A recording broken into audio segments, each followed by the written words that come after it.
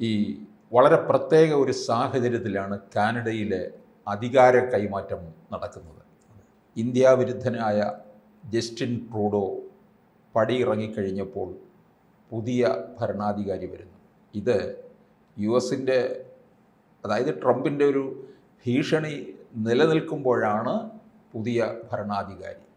ഇന്ത്യയും വളരെ പ്രത്യേക ഒരു രീതിയിലാണ് കാനഡയിലെ അധികാര കൈമാറ്റം കാണുന്നത്. എങ്ങനെ നമുക്ക് വിലയിരുത്താം? രണ്ട് രാജ്യങ്ങൾ, ഇന്ത്യയും അമേരിക്കയും, കാനഡയുടെ അധികാര കൈമാറ്റത്തെ വളരെ താല്പര്യപൂർവ്വം തന്നെയാണ് വീക്ഷിക്കുന്നത്. ജസ്റ്റിൻ ട്രൂഡോയുടെ 9 വർഷത്തെ ഭരണകാലം, ആ സമയത്ത് ആദ്യ 5 വർഷം കാര്യമായ അലോസരങ്ങളില്ലാതെ കാനഡ അമേരിക്ക ബന്ധവും ഇന്ത്യ കാനഡ ബന്ധവും എല്ലാം മുന്നോട്ട് കൊണ്ടുപോകാൻ കഴിഞ്ഞുവെങ്കിലും ജസ്റ്റിൻ ട്രൂഡോ പെട്ടെന്ന് തന്നെ അമേരിക്കയ്ക്ക് മാത്രമല്ല ഇന്ത്യക്കും അനഭിമതനായി മാറുന്നൊരു കാഴ്ചയാണ്. പ്രധാനമായും നമുക്കറിയാം, സെപ്റ്റംബർ 18, 2023 ഹർദീപ് സിംഗ് നിജ്ജർ വധവും അതേ തുടർന്ന് അതിന് പിന്നിൽ ഇന്ത്യ അയച്ച കിങ്കരന്മാരാണ് എന്ന രീതിയിലുള്ള കനേഡിയൻ പ്രധാനമന്ത്രി ജസ്റ്റിൻ ട്രൂഡോയുടെ ഒരു വിമർശനവും എല്ലാം തന്നെ തെളിയിക്കപ്പെട്ട കാര്യമല്ല. അതെല്ലാം തന്നെ വലിയ തോതിലുള്ള നയതന്ത്ര സ്റ്റെയിൽമേറ്റാണ് സംഭവിച്ചത്. ഇന്ത്യ കനേഡിയൻ ഉദ്യോഗസ്ഥന്മാരെ പുറത്താക്കി, കാനഡ ഇന്ത്യൻ നയതന്ത്രജ്ഞരെ പുറത്താക്കി എന്ന് വേണ്ട വലിയ തോതിലുള്ള പ്രശ്നങ്ങളാണ് കഴിഞ്ഞ 1.5 വർഷമായി ഇന്ത്യ കാനഡ ബന്ധത്തിലുണ്ടായത്.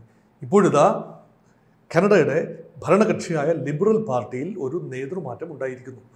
ക്രിസ്റ്റീന ഫ്രീലാൻഡ് ആണല്ലോ ഈ ഒരു കലാപമുണ്ടാക്കി പാർട്ടിയിൽ നിന്നും രാജിവെച്ച്, മന്ത്രിസ്ഥാനത്തുനിന്ന് രാജിവെച്ച് ഒരു നേതൃമാറ്റത്തിനുള്ള വഴിയൊരുക്കിയത്. പക്ഷേ അധികാരത്തിൽ എത്തിയത് മാർക്ക് കാർണി എന്ന് പറയുന്ന ആളാണ്. അദ്ദേഹത്തിന് വലിയ സ്വീകാര്യതയാണ് സ്വന്തം പാർട്ടിക്കുള്ളിൽ ഉണ്ടായത്. 86% വോട്ടോടു കൂടിയാണ് അദ്ദേഹം ലിബറൽ പാർട്ടിയുടെ നേതൃസ്ഥാനത്തെത്തിയത്. നമുക്കറിയാം, കാനഡ ഏതാണ്ടൊരു ബൈ പാർട്ടി സിസ്റ്റമാണ്. മറ്റ് പാർട്ടികളും ഉണ്ട് എന്ന് പറയാം എന്നല്ലാതെ 2 പ്രധാന പാർട്ടികളാണ് ലിബറൽ പാർട്ടിയും കൺസർവേറ്റീവ് പാർട്ടിയും. ബ്രിട്ടനിലാണെങ്കിൽ ലേബർ പാർട്ടിയും കൺസർവേറ്റീവ് പാർട്ടിയും എന്ന് പറയുമ്പോൾ പോലെ ഇവിടെ കൺസർവേറ്റീവ് പാർട്ടിയും ലിബറൽ പാർട്ടിയുമാണ്. ബ്രിട്ടനിലെ ലിബറൽ പാർട്ടി പല രൂപത്തിൽ ചേറിപ്പോയി. അപ്പോൾ ഇവിടെ കനേഡിയൻ സിസ്റ്റത്തിൽ അതികഠിനമായ മത്സരമാണ് 2 പാർട്ടികളും തമ്മിൽ. ജസ്റ്റിൻ ട്രൂഡോയെ വെച്ചുകൊണ്ട് മുന്നോട്ട് പോയാൽ ലിബറൽ പാർട്ടി ഗതി പിടിക്കില്ല, പച്ച തൊടില്ല എന്ന പൂർണ്ണ വിശ്വാസം. അഭിപ്രായ സർവേകളിലെല്ലാം തന്നെ കാനഡയിൽ ട്രൂഡോയുടെ ജനപ്രീതി വൻതോതിലാണ് ഇടിഞ്ഞത്. അതുകൊണ്ടാണ് പാർട്ടിക്കുള്ളിൽ ഒരു നേതൃമാറ്റം അനിവാര്യമായി വന്നത്. അതുകൊണ്ട് പുതിയ നേതാവ് വന്നു. പക്ഷേ തെരഞ്ഞെടുപ്പ് ഏത് സമയവും പ്രഖ്യാപിക്കാം. ഏതാനും മാസങ്ങൾക്കുള്ളിൽ തന്നെ കാനഡയിൽ പുതിയ തെരഞ്ഞെടുപ്പ് ഉണ്ടാകും. ഇതൊരു ഇടക്കാല അണ്ടർസ്റ്റാൻഡിംഗ് ആണ് എന്ന് വേണമെങ്കിൽ പറയാം. കാലാവധി പൂർത്തിയാക്കുന്നത് വരെ ഒരുപക്ഷെ ആ പാർട്ടി മുന്നോട്ട് പോവില്ല എന്നാണ് ഇപ്പോഴത്തെ നിഗമനം. പക്ഷേ ആ തെരഞ്ഞെടുപ്പ് വരുമ്പോൾ ഈ ഖാലിസ്ഥാൻ തീവ്രവാദികൾ എത്രത്തോളം പഴയതുപോലെ ജസ്റ്റിൻ ട്രൂഡോയുടെ ഭരണകാലത്തുണ്ടായിരുന്ന സ്വാധീനം ഉണ്ടാകും? ഒരിക്കലും ഉണ്ടാവില്ല. അവിടെയാണ് മാറ്റം. ഇന്ത്യ പ്രതീക്ഷയോടുകൂടി കാണുന്ന മാറ്റം അതാണ്. ജസ്റ്റിൻ ട്രൂഡോ അദ്ദേഹത്തിന് ഭരണത്തിൽ തുടരാനായി ഒരു സിഖുകാർക്ക് പ്രാധാന്യമുള്ള ഒരു പാർട്ടിയുടെ പിന്തുണയാണ് അദ്ദേഹം തേടിയത്. അതിന് വലിയൊരു വില കൊടുക്കേണ്ടി വന്നു. അത് റാഡിക്കൽ സിഖ് എലമെൻറ്റ്, ഖലിസ്ഥാൻ വാദികൾ ആ പാർട്ടിയിലേക്ക് നുഴഞ്ഞു കയറുകയും ജസ്റ്റിൻ ട്രൂഡോയുടെ തീരുമാനങ്ങളെ തന്നെ സ്വാധീനിക്കുന്ന രീതിയിലേക്ക് അത് വളരുകയും ചെയ്തു. അങ്ങനെയാണ്.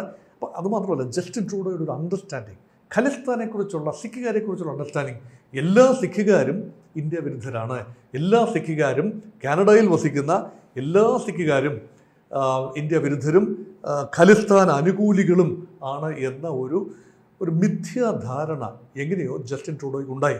പക്ഷേ ആ ധാരണയുള്ള നേതാവല്ല ഇപ്പോൾ മാർക്ക് കാർണി എന്ന് പറയുന്ന പുതിയ നേതാവ്. അതുകൊണ്ട് normalisation of Indo Canadian relationship പ്രതീക്ഷിക്കാം. അതൊരു വശം. മറുവശത്ത് കാനഡയെ ബാധിക്കുന്ന വിഷയം ഇന്ത്യയുമായിട്ടുള്ള പ്രശ്നങ്ങളൊന്നുമല്ല.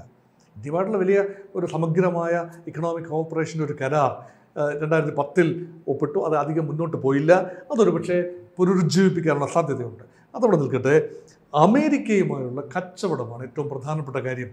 അമേരിക്ക വളരെ വലിയ തോതിലുള്ള റിറ്റാലിയേറ്ററി ടാരിഫ് അല്ലെങ്കിൽ റെസിപ്രോക്കൽ ടാരിഫ് ഡൊണാൾഡ് ട്രംപ് പ്രഖ്യാപിച്ചു കഴിഞ്ഞു. അത് നടപ്പാക്കുന്ന തീയതി നീട്ടി കൊണ്ടുപോവുകയാണ്. ഫെബ്രുവരി എന്ന ഡേറ്റ് പറഞ്ഞു, പിന്നെ മാർച്ച് 4 എന്ന് പറയുന്നു. ഇപ്പോൾ ഏപ്രിൽ 2 ഒരു ഡെഡ് ലൈൻ കൊടുത്തിരിക്കുകയാണ്. അതിനകം തന്നെ കാനഡയിൽ വ്യാപകമായ നയം മാറ്റം ഉണ്ടായില്ല എങ്കിൽ ഒരുപക്ഷെ അമേരിക്കയിൽ നിന്നുള്ള ഇറക്കുമതിക്ക് കാനഡയ്ക്കും നിയന്ത്രണങ്ങൾ ഏർപ്പെടുത്തേണ്ടി വരും. കാനഡ വാക്കാൽ പറഞ്ഞു വെച്ചു, ഞങ്ങൾ കൗണ്ടർ ടാരിഫ് ഏർപ്പെടുത്തുമെന്ന് പറഞ്ഞു വെച്ചതല്ലാതെ അത് ചെയ്യാനുള്ള ധൈര്യം പുതിയ സർക്കാരിനുണ്ടാകുമോ എന്നത് ചോദ്യചിഹ്നമാണ്. ഒരുപക്ഷെ നെഗോസിയേഷനിലൂടെ കുറേയൊക്കെ തർക്കപരിഹാരം ഉണ്ടാകും എന്ന പ്രതീക്ഷയാണ് ഒരു പുതിയ നേതൃത്വം വന്നപ്പോൾ. ട്രൂഡോയുമായുള്ള ട്രംപിൻ്റെ റിലേഷൻഷിപ്പ് വളരെ മോശമായ തലത്തിലായിരുന്നു. പക്ഷേ ഇത് കുറച്ചുകൂടി മെച്ചപ്പെട്ടൊരു തലം പ്രതീക്ഷിക്കുന്നു. അങ്ങനെയൊക്കെ കാനഡയുടെ ഒരു ഭാവി കണ്ടുകൊണ്ട് തന്നെയാണ് കാനഡയുടെ താല്പര്യങ്ങൾ ഇന്ത്യയും വിറപ്പിക്കാനാവില്ല. കാരണം ഇൻഡോ കനേഡിയൻ റിലേഷൻഷിപ്പ് ഒരിക്കലും മോശമായിരുന്നില്ല. ഒരുപാട് ഇന്ത്യക്കാർ കാനഡയിൽ പോയി ജോലി ചെയ്യുന്നവരാണ്. കാനഡയുടെ വർക്ക് ഫോഴ്സിൻ്റെ ഒരു നല്ല പങ്ക്, ടെക്നിക്കലി ക്വാളിഫൈഡ് വർക്ക് ഫോഴ്സ്, മാത്രമല്ല കനേഡിയൻ യൂണിവേഴ്സിറ്റികൾ നിലനിൽക്കുന്നത് ഇന്ത്യ പോലെയുള്ള രാജ്യങ്ങളിൽ നിന്നും എത്തുന്ന ഫീസ് ഇനത്തിലെത്തുന്ന ഭീമമായ തുക കൊണ്ടാണ്. അതുകൊണ്ട് തന്നെ ഒരു ക്യാഷ് കൗ എന്ന നിലയിൽ ഇന്ത്യയെ നിഷേധിച്ചുകൊണ്ട് മുന്നോട്ട് പോകാനും ആവാത്തൊരു നിലയിലാണ് കാനഡ. ഈ മാർക്ക് കാർണി ഏത് തരത്തിലായിരിക്കും, അതായത് അദ്ദേഹത്തിൻ്റെ ഒരു രാഷ്ട്രീയ രീതി എങ്ങനെയായിരിക്കുമെന്ന വിലയിരുത്താൻ കഴിയുന്നത്? കാരണം വേറൊരു ലെവലാണല്ലോ ഇദ്ദേഹത്തിന്. അതായത് ബാങ്ക് ഓഫ് കാനഡ എന്നിവയുടെ മുൻ ഗവർണർ കൂടിയായിരുന്നു ഇദ്ദേഹം. ഇതൊന്നും അവിടെ ഒരു എന്താ മൻമോഹൻ സിംഗോ, അവിടുത്തെ കാനഡയുടെ മൻമോഹൻ സിംഗ് ഇവിടുത്തെ റിസർവ് ബാങ്ക് ഗവർണർ ആയിരുന്നല്ലോ മൻമോഹൻ സിംഗ്. അതുപോലെ ഒരു സാമ്പത്തികമായ പുനഃക്രമീകരണം ആവശ്യമായ ഘട്ടത്തിലൂടെയാണ് കാനഡ ഇപ്പോൾ കടന്നു പോകുന്നത്.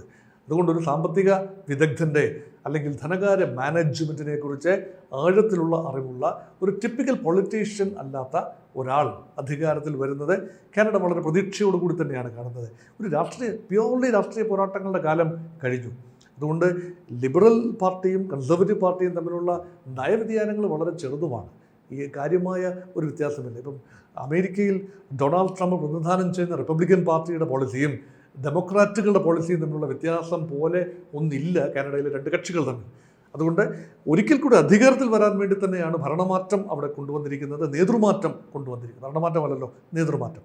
അപ്പോൾ അത് പ്രതീക്ഷയോടെ തന്നെയാണ് ഒരു സാമ്പത്തിക വിദഗ്ധനായ കാർണിയുടെ വരവിനെ കാനഡയിലെ ജനങ്ങളും പ്രത്യേകിച്ച് സ്വന്തം പാർട്ടിയും കാണുന്നത്. അപ്പോൾ ഒരു സാമ്പത്തിക വിദഗ്ധനാണെന്നുണ്ടെങ്കിൽ തീർച്ചയായിട്ടും ട്രംപുമായിട്ടൊരു നല്ല സഹകരണത്തിൽ പോകാനുള്ള സാധ്യതയും കാണാം അല്ലേ? അതുകൊണ്ട് മാത്രം ട്രംപുമായി ഡീല് ചെയ്യുക എന്ന് ഇതിനകത്തൊരു വിഷയമാണ്. കാരണം കാനഡയുടെ താല്പര്യങ്ങൾ സംരക്ഷിക്കാൻ അദ്ദേഹത്തിന് കഴിയണം.